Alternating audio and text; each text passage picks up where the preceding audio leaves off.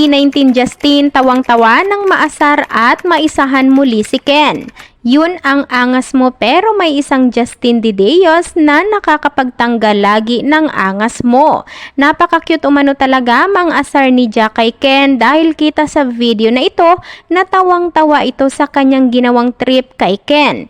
Mapapanood nga sa video na seryosong tumingin si Ken kay Justin upang makipag-first bump dito.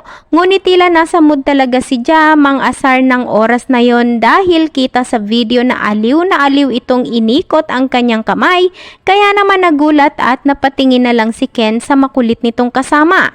Pansin naman kay Justin ang mabilis nitong panunuyo kay Ken dahil agad din naman niyang kinuha ang kamay ng naaasar niyang kaibigan. Watch this.